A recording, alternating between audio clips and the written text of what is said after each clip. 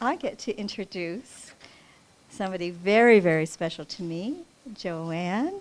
Um, and she is going to, I have no idea what you're just going to talk. Oh, Speaker Joanne, as above, so below. All right, Joe. Thanks, Carl. Thank you, Reverend. I'll have a hug before you go. Russell, this is red, by the way. Ah, thanks. Love you.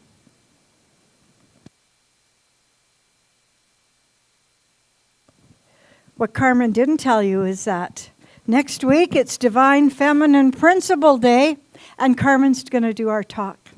So put that on your calendar and come and hear what Carmen has to say about the Divine Mother. And you'll have to let me know. That was the topic they chose, Divine Mother, if you want to keep that topic or something else. The hearts of the mothers. Wow. You know, when she was talking about grace, I was really thinking about the circle, and she was talking about the circle of grace. As I look out today, I see so many changes are happening in the world right now. I see we have a new divine spirit named Cassandra. Welcome. I see Penny's back from the south. I see Linda Smith, who's gracing us with her presence. And if we could just send her all the love as Roger's walking to the light. I just know that he's here today too, Linda. We welcome Linda today. Thank you. And Gord just went to the Sunday school room, but he moved into assisted living this week, and he phoned me the other day. He says, Joanne, guess what? I said, what? I had bacon for the first time in 6 years. So, you know, little miracles are really happening. And I wish Gord was here. We'll have to give him an applause later.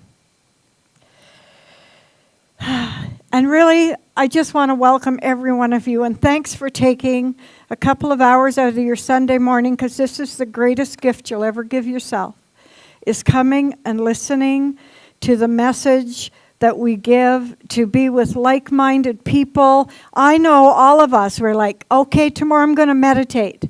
Okay, tomorrow I'm going to exercise. But, you know, maybe once a week we can do something for ourselves and for each other and for the center and for me, is to come here. So I'd like to start with, good morning, Ubuntu. And now Ubuntu is an African greeting that says, I see you. So now I invite you to turn to somebody around behind or right beside you. Good morning, Ubuntu.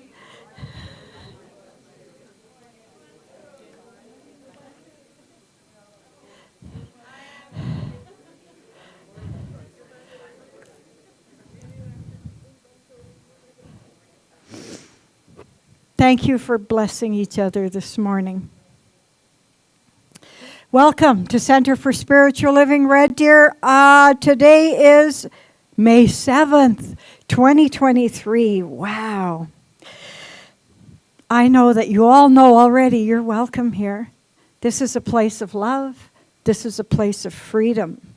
And I'm so in love with this teaching that I can't help but love you all too. So please join me in consciousness by going within as I joyfully state. In the presence of divinity, I see creation. In the essence of love, I see creation. In the power of truth, I see creation.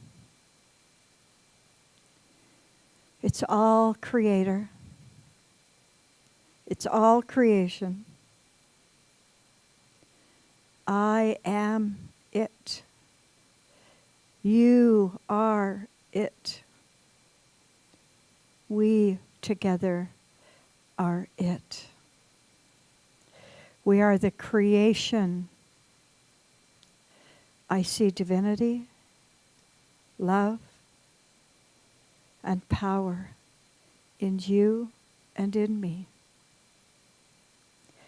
Today I speak these words with open awareness, with an open heart and an open mind. Today I'm willing and ready to go within, to face the shadows that reach below the surface and allow myself to become immersed in spirit. What is below is above. What is above is below. What is within is without. In safety and gratitude, I release my word into the one who has already made it so. And together we say, and so it is. This is our time to reflect in a quiet moment, to send healing and love to all those in our thoughts and prayers. And include yourself, as I will also pray for those needing our healing as a collective consciousness. I include Linda and Roger, Reverend Gail, Juliet, Norris and Judy, all the ministers at this center, all those who are spreading this truth around the world.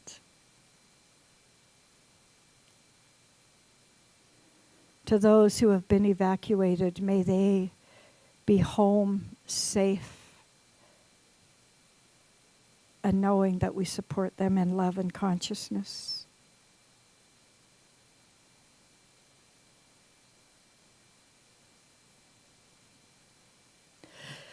Okay. Whew.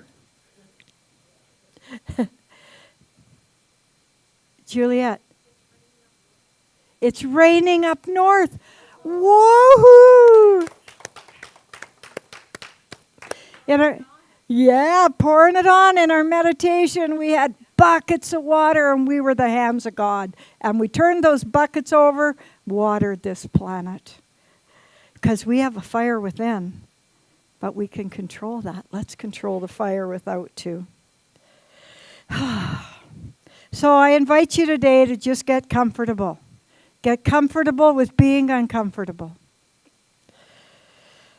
I know that sounds like a double-edged sword, because you may be right and you may be wrong. And that's how life is. Don't you wish sometimes it were black and white? Because I thought, wouldn't it be nice if life was just black and white? Because then there would just be one truth, one love. But boy, it sure wouldn't be very interesting or exciting. So I wear black and white, and when I wear it, I'm really reminded of our philosophy. There's only love and the absence of it. You know, when I was talking about getting comfortable with getting uncomfortable, in my ministry, one of the courses I took, he said to me, and don't worry if somebody gets pissed at you, because you're there to comfort the afflicted and to afflict the comfortable. So, that's what I want to talk about this morning. And I have to tell you, I'm talking to myself too, because I'm not immune to getting comfortable, only to be kicked out of my lazy boy. Oh yeah? Well, what about this lesson? And I know that this last year, I have these suggested talk titles. And this week, it's Light in the Shadows. And this whole month. And I was so encouraged because for years and years and years, we just talked about affirmations. If you say all the right things are going to happen. And that is the absolute truth. But underneath saying the right things is believing the right things. It's about going deeper into ourself. I really wanted to call this talk Immersed in Spirit, because I didn't like that, the shadow and the dark and all that. And I changed it on my talk title 3 times to Immersed in Spirit. Every time I hit save, it wouldn't save. And then I looked and I see it posted as above, so below. So I guess that was my message, that immersed in spirit is just words. But do I want to go deep and find out what's below? Boy, we've had a real year this year. I know for me, we started with authenticity, which was pretty easy for me because I'm the same person all the time. Then we moved into vulnerability. Oh, that made me a little uncomfortable, like I had a pea under the princess and the pea in my bed, because I don't like being vulnerable. I like being powerful. And then as I worked through that, I realized those are the same words. To be vulnerable is to be powerful, because vulnerability means I accept who I am, and I have no attachment to what other people think about my vulnerability. And so now we move into light within the shadows. But it's already begun for you guys because you started it with your greeting, Ubuntu, I see you. That's the first small step in embracing the shadow, is I see you to yourself in the mirror in the morning. I see you, Joanne. Ubuntu. I see your shadow. Carol Carnes, who lots of people know, she's a minister in this philosophy for years, and she might even have been here. Was she, Beth? She has a quote in the Science of Mind magazine, says, "The shadow is not a reflection of light, it's what appears when the light is blocked." And I was thinking about light. I was thinking that life's kind of like a stained glass lamp. And when the sun's out, it sparkles and shines. But when the sun sets, how does it sparkle and shine? It can only sparkle and shine if you're lit within. So that's going to be our affirmation, and we'll say it once, now and again. My path is clear. My path is clear. It is lit from within. It is lit from within. I was talking to Cassandra about this today, and I had written it in here that says, our soul wants us to be the most authentic versions of ourself, the most divine expression of Creator that we can be. And Creator accepts nothing less, and neither should we, than being the best version of ourselves. And you know what? Our shadow sometimes obstructs our potential. And you might think you're going to eliminate shadows. You're never going to, because your shadow's everywhere with you. And it's important that we don't deny it, but we experience it, understand it, and integrate it into ourself. Through this month, I'm going to do some shadow work with Carl Jung, Jung. I don't know if you've heard of him, and we'll just do one of them today. So we're going to accept nothing less than our divine, authentic self. And that requires deep work. It requires going underneath, and it requires Carmen's word, patience, that she talked about, and self-love. I see you. And we'll never heal our whole shadow because we have had a lot of years of people shadowing us. But we're going to come to a point in our lives, and some of us are older, and you're already there. It's called the tipping point, where you understand your shadow self and it doesn't impact your light self. The tipping point means you've done most of your work. As above, so below. As within, so without. Living within the shadows is all a part of our consciousness. And can we take out the light and shine it on you? It's necessary. It's balancing the light and the dark. So today we're going to discuss it, learn a few tools, and realize some of the benefits of getting to know your shadow self. I often think about shadows, the ones I cast when the light's shining behind me. But how about the shadows others cast on your life? You probably don't even know. Your shadow self is other people standing in your light and casting a shadow on you. And this can be physically, one you can see. That's the shadow we talk about so much, when casting a shadow from the light. But what about spiritually and mentally, the shadow that you can't see? Well, you know what? Healing is healing is healing. Whether we do it physically, spiritually, or mentally, it's all connected. And our shadow self contains all of our greatest attributes and all of our not so great attributes. One. There's only one shadow. There's only one you. And if so many people look at the shadow and think that's them, that is not. I am authentic and I'm not accepting anything less.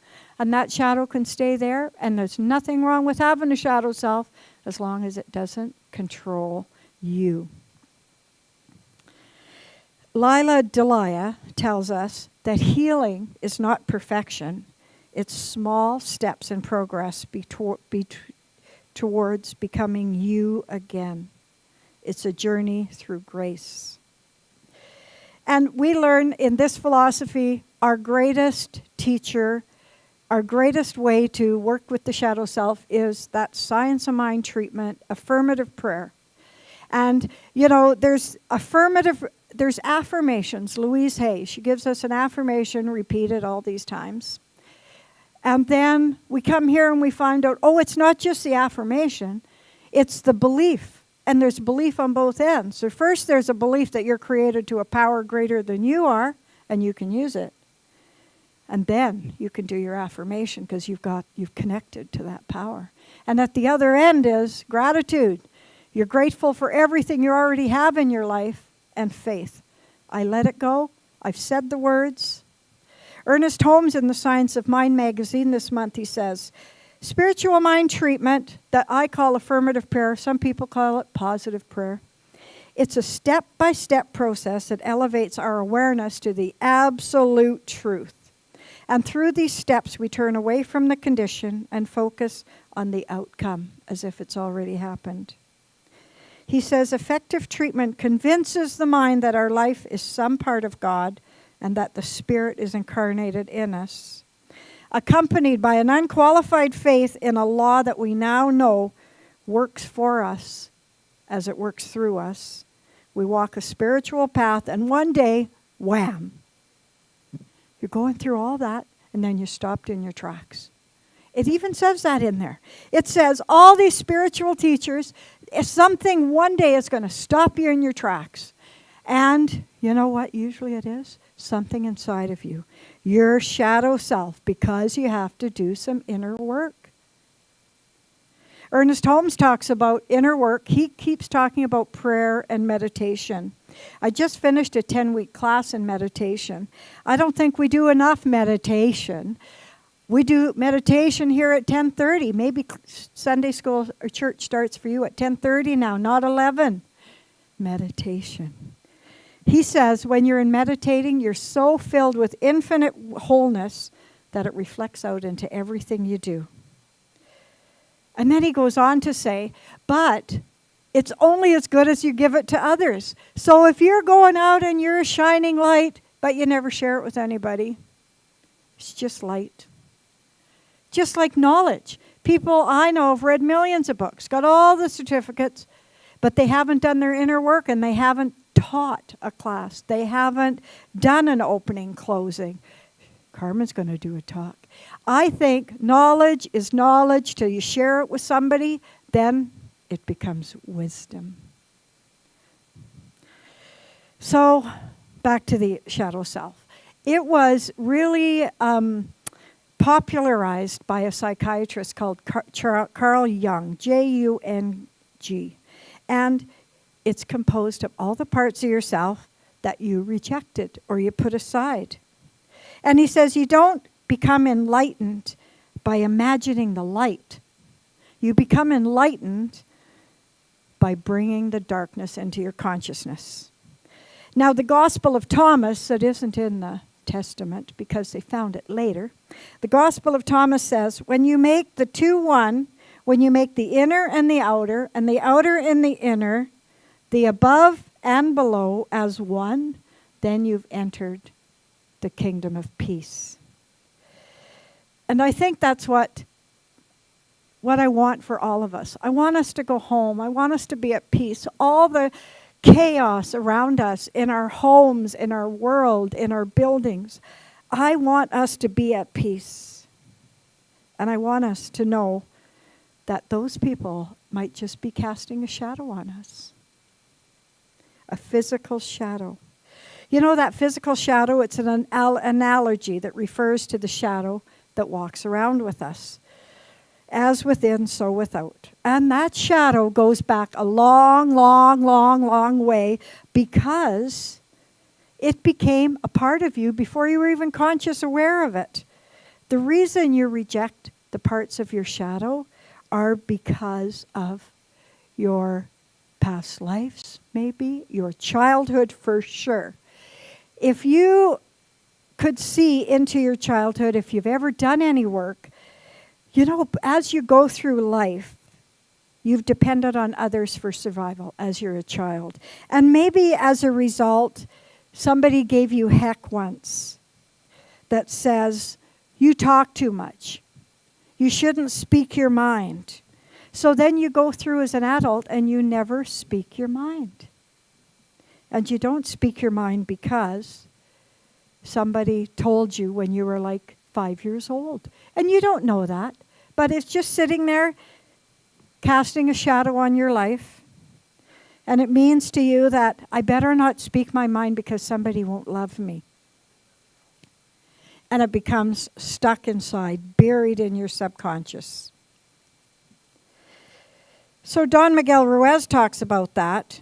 He calls it our programming. So the shadow is really important because it contains all the parts of us that we're supposed to share with the world. It's not only the bad things that are in our shadows that are hiding. Sometimes it's the good things. If you see somebody having a really good experience in life and you feel a little envious, probably there's something in your shadow self that at one time said you weren't worthy of that. You didn't deserve that. So, you know, when I think about the shadow self, it's not all bad. Sometimes there's a part of you locked in there that deserves something greater, but you don't know that. So, do we all have a shadow? The short answer's yes.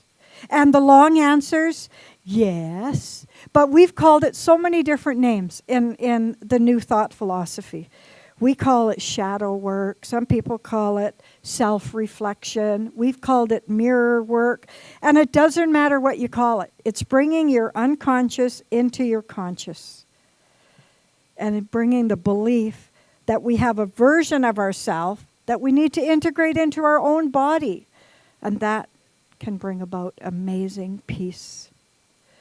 Oh, I tell you, I really thought so much about a shadow because I was thinking, well, if you're always standing in the light of the divine, there's no shadow because the light's always above you. But boy, that would be a self-dancing, wouldn't it? Oh. Okay, it's right. Oh. It's right there. I got to stay in the light of the divine so I don't cast a shadow.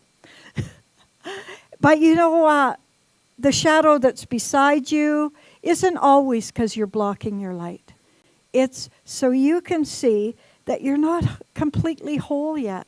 I think we go through our whole life and we're never completely done integrating everything that has cast a shadow on us or everything that we put into the shadow. We've never integrated it all into ourselves.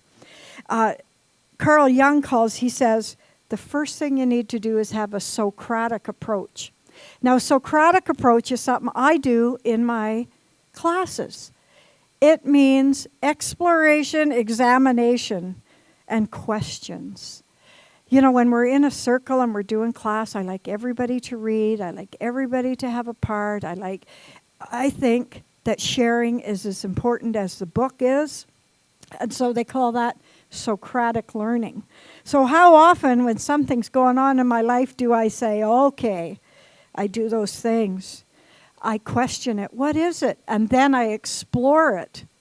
Oh, that takes time. I don't have time for that.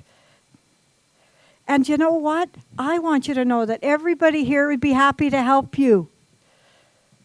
If I sit for coffee, last week I had this question that I said, you know, we always ask people, so how are you today?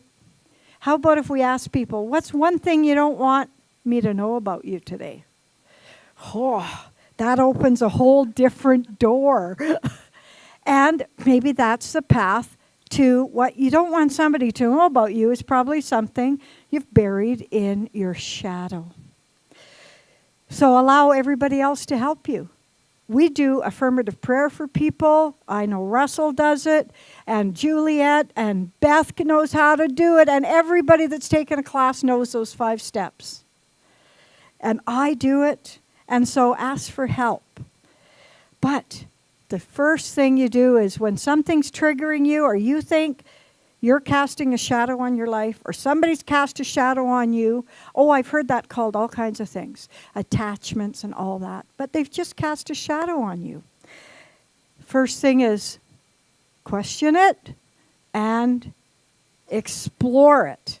What is casting a shadow on me? And what can I explore? Now the other side to, you think, oh, how do I going to explore that? Well, the other great thing is that you have this intuition. You have within yourself the answers you need.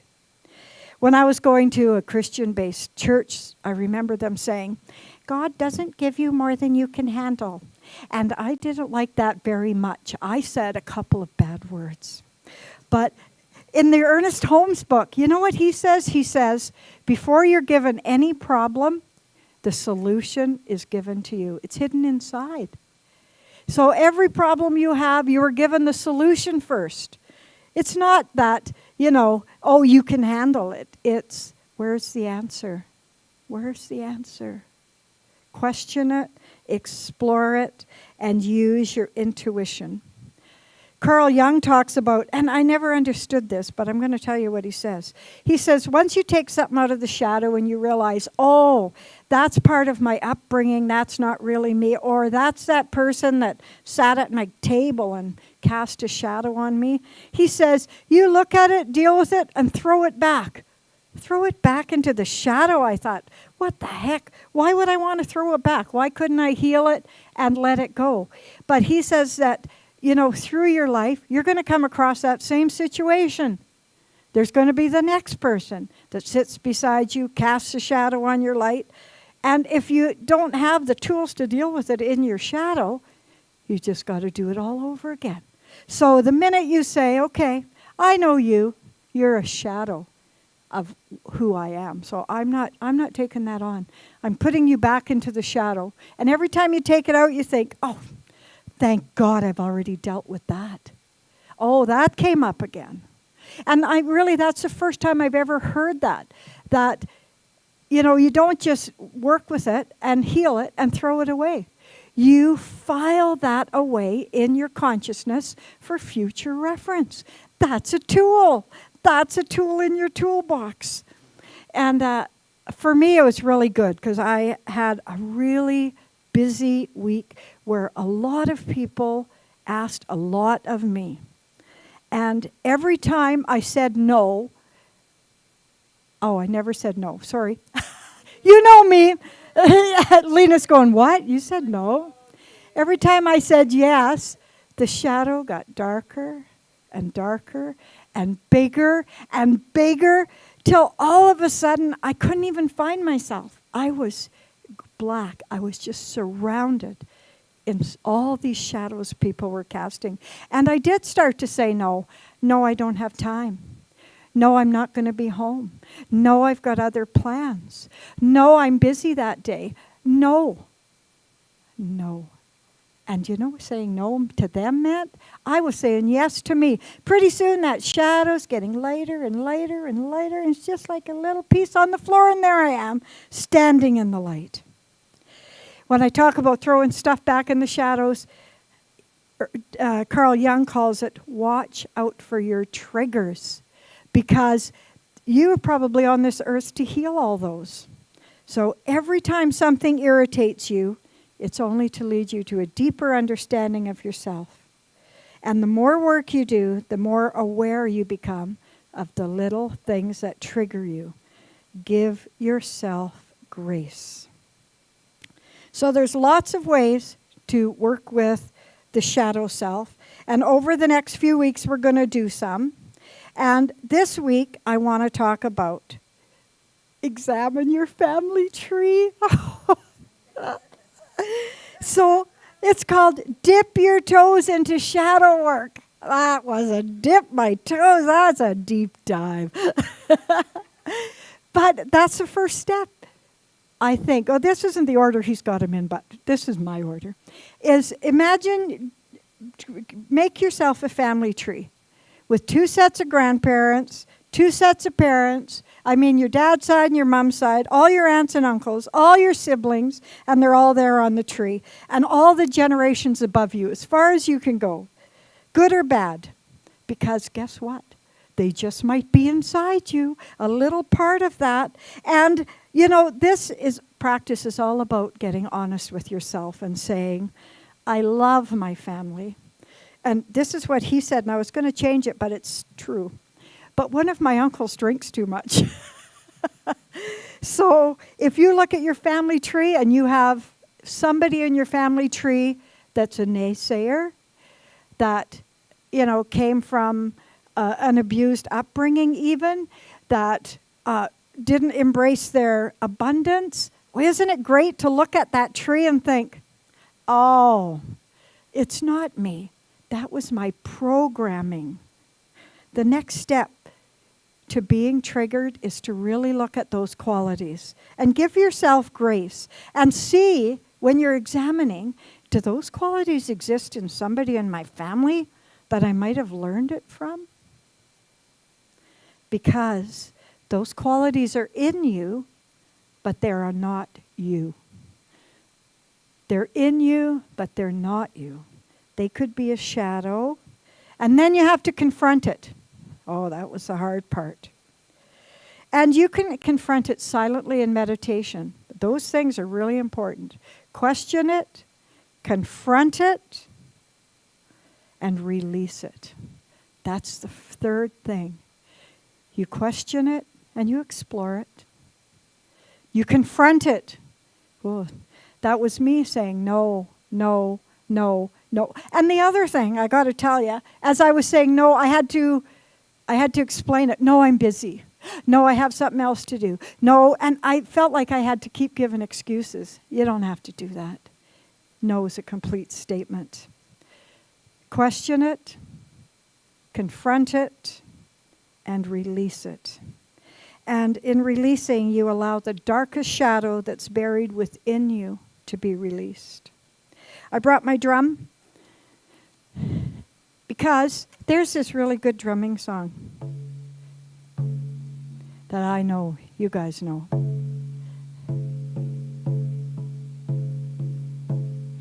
I release what no longer serves me. I release and I let go. I release what no longer serves me. I release and I let go. I release. I let go. I release. I let go. I release what no longer serves me. I release and I let go. I release what no longer serves me. I release and I let go.